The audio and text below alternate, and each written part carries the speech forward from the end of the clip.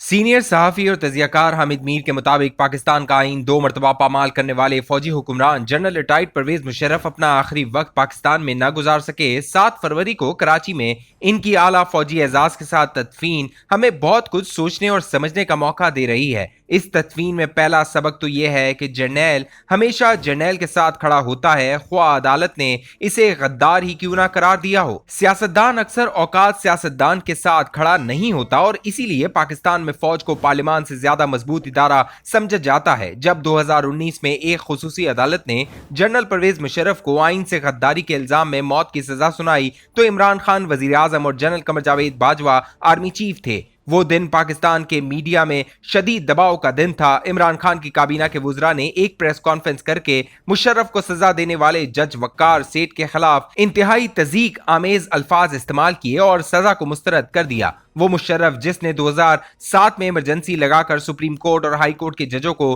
घरों में कैद कर दिया था, इसी मुशर्रफ को पाकिस्तान की अदलिया से रिलीफ मिल गया। आइन शिकनी की सजा सुनाने वाले जज के पीछे न पार्लियामान खड़ी हुई न अदलिया खड़ी हुई। मुशर्रफ की तदफीन में MKM पाकिस्तान की क़यादत की शिरकत काबिल फहम है क्योंकि ये जमात तवील अरसे तक मुशर्रफ हुकूमत में शामिल रही। इस तदफीन में तहरीक इंसाफ के फवाद चौधरी और इमरान इस्माइल समेत दीगर कई रहनुमाओं की शिरकत बड़ी काबिल गौर है। मैं 12 मई 2007 का दिन नहीं भूल सकता। इस दिन कराची में MKM वाले मुशर्रफ हुकूमत के खिलाफ सड़कों पर निकलने वालों को गोलियां मार रहे थे और इमरान खान इस्लामाबाद में जियो न्यूज की लाइव ट्रांसमिशन में मेरे सामने बैठकर मुशर्रफ को एक दहशतगर्द करार दे रहे थे। इस दिन खान साहब ने जियो के जरिए बहुत मकबूलियत हासिल की, लेकिन इस मकबूलियत की कीमत मैंने और जियो ने पाबंदियों की सूरत में अदा की। कुछ नादान आज मुशर्रफ को आजाद मीडिया का बानी करार देते हैं। ये दावा एक ढकोसला है। मुशर्रफ दौर में मुझ समेत कई सहाफियों पर पाबंदियां तारीख का हिस्सा हैं और यही वो दौर था जब अमरीकी ड्रोन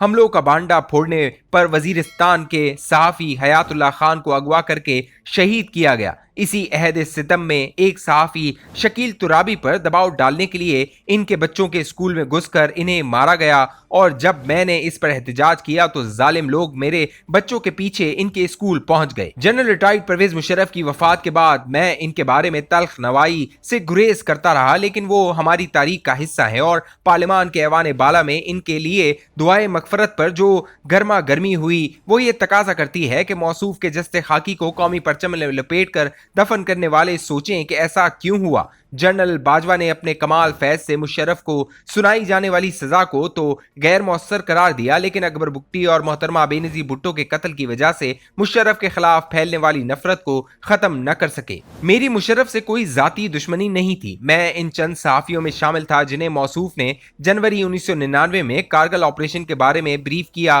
और सिर्फ 3 दिन में कश्मीर को आजाद कराने का अज़्म जाहिर किया। बादशाह ये कारगिल ऑपरेशन कश्मीर की तहरीक आज़ादी पर दहशत गर्दी का लेबल लगाने का बाइस बना और फिर ये 12 अक्टूबर 1999 की फौजी बगावत का बाइस भी बना। मेरा इख्तलाफ उस वक्त शुरू हुआ जब मैंने हाई जैकिंग केस में नवाज शरीफ को सजाए मौत देने की मुखालफत की। नवाब अकबर बुगटी अभी हयात थे और मुझे इनके खिलाफ ऑपरेशन की लाइव कवरेज के मंसूबे का हिस्सा बनाने की कोशिश की गई। इनकार के बाद संगीन नताइज से बचने के लिए मुझे कुछ दिनों के लिए बैरून मुल्क जाना पड़ा। मुशर्रफ के एक करीबी साथी जो आजकल तहरीक इंसाफ में हैं, उन्होंने मुझे बता दिया कि उसने कुछ सहाफियों को खरीदने का हुक्म दिया है और तुम भी इनमें शामिल हो। दूसरों का तो पता नहीं, लेकिन मुझे जस्टिस इफ्तिखार चौधरी के खिलाफ एक प्रोग्राम करने के 15 करोड़ रुपए की पेशकश की गई। जब माजरत की तो कहा गया कि हमें गोली मारने की जरूरत नहीं पड़ेगी, एक ट्रैफिक हादसा काफी होगा। मुशर्रफ को कश्मीरी लीडर सैयद अली गिलानी और डॉक्टर अब्दुल कदीर खान के साथ मेरे ताल्लुकात बहुत बुरे लगते थे। फरमाया करते, मेरा हर दुश्मन तुम्हारा दोस्त क्यों है। मैं अर्ज करता, मैं सहाफी हूँ, मुझे सबसे राब्ता रखना पड़ता है, यहाँ तक कि उसामा बिन लादेन से भी मुलाकात करनी पड़ती है। एक दफा उन्होंने सख्ती से ताकीद की कि मेरी डॉक्टर कदीर से मुलाकात न होने पाए। वजह यह थी कि डॉक्टर साहब ने एक दफा मुझे कहूटा रिसर्च लेबोरेटरी में बुलाया और अपने दफ्तर में बैठकर मुशर्रफ के बारे में ऐसी बातें की जिसके बाद न सिर्फ इनके लिए बल्कि मेरे लिए भी खतरा बढ़ गया। रही सही कसर मीर जफरुल्लाह जमाली ने निकाल दी। उन्होंने मुझे बता दिया कि डॉक्टर कदीर को अमेरिका के हवाले करने का फैसला हो चुका, लेकिन मैंने इनकार कर दिया है, लिहाजा मेरी छुट्टी होने वाली है। इस मामले पर कुछ कहना और लिखना आज भी बहुत मुश्किल है, लेकिन जब्बार मिर्जा साहब ने अपनी किताब आखिरी बड़ा आदमी में बहुत से हकाइक लिख डाले हैं। वो लिखते हैं कि मई 1999 के कारगिल ऑपरेशन के दौरान जनरल परवेज मुशर्रफ ने डॉक्टर कदीर से कहा, हमें फौरी तौर पर शुमाली कोरिया से छोटे फासले तक मार करने वाले मिसाइल ला कर दें। डॉक्टर साहब ने जनरल इफ्तिखार शाह,